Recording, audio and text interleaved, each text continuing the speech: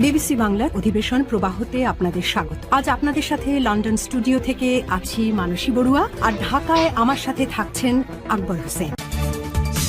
জানিয়ে দেব এই মুহূর্তের গুরুত্বপূর্ণ সব আপডেট। প্রথমে জানিয়ে দেব লেবানন হামলার পাল্টা জবাব ইরানের। ইসরায়েলে চলছে একের পর এক সেজ্জিল মিসাইল হামলা।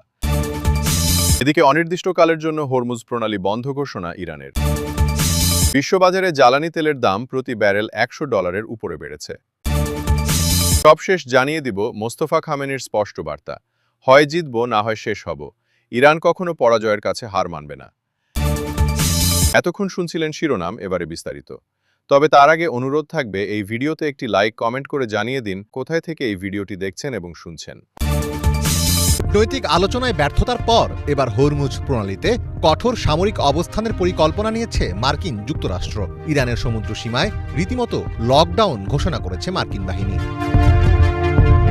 13 এপ্রিল স্থানীয় সময় সকাল 10টা থেকে ইরানের বন্দরগুলো অবরোধ করছে মার্কিন প্রতিরক্ষা বাহিনী। এই অবরোধ কার্যকর হলে ইরানের বন্দরগুলোতে কোনো জাহাজ ভিড়তে পারবে না এবং বর্তমানে যেসব জাহাজ ইরানের বন্দরগুলোতে আছে সেগুলো বন্দর ত্যাগ করে বাইরে যেতে পারবে না। কোনো জাহাজ যদি অবরোধ অমান্য করে তাহলে সেটি লক্ষ্য করে হামলা চালাবে মার্কিন প্রতিরক্ষা বাহিনীর কেন্দ্রীয় কমান্ড সেন্টকম।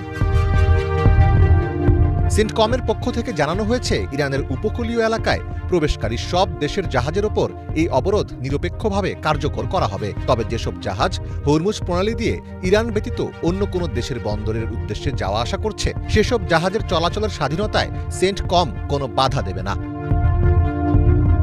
এর আগে সামাজিক যোগাযোগ মাধ্যম ট্রুথ সোশ্যালে দেওয়া এক বার্তায় ট্রাম্প ঘোষণা করেন, এক সময় এমন পরিস্থিতি আসবে যখন সব জাহাজ অবাধে যাতায়াত করতে পারবে, কিন্তু ইরানের অনমনীয়তার কারণে এখনই তা সম্ভব হচ্ছে না। তিনি আরও জানান যে আন্তর্জাতিক জলসীমায় যেসব জাহাজ ইরানকে টোল বা মাশুল প্রদান করছে সেগুলোকে খুঁজে বের করতে এবং বাধা দিতে তিনি মার্কিন নৌবাহিনীকে নির্দেশ দিয়েছেন। ট্রাম্পের মতে, যারা ইরানকে অবৈধ টোল দেবে মুক্ত সমুদ্রে তাদের কোনো নিরাপদ চলাচলের নিশ্চয়তা থাকবে না। দীর্ঘদিন ধরে হরমুজ প্রণালী ছিল একটি আন্তর্জাতিক জলপথ যার মধ্য দিয়ে সব দেশের জাহাজ চলাচল করতে পারত।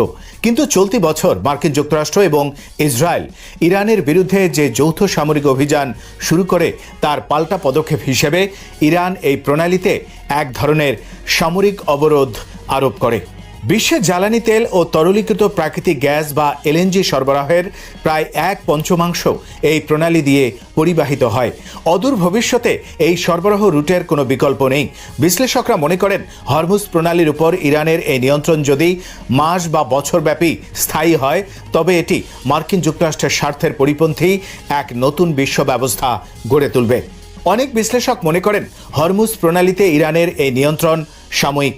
অনেকে আশা করছেন মার্কিন ও মিত্র সেনাবাহিনী শীঘ্রই পরিস্থিতি স্থিতিশীল করবে, তেলের প্রবাহ আবার স্বাভাবিক নিয়মে ফিরে আসবে।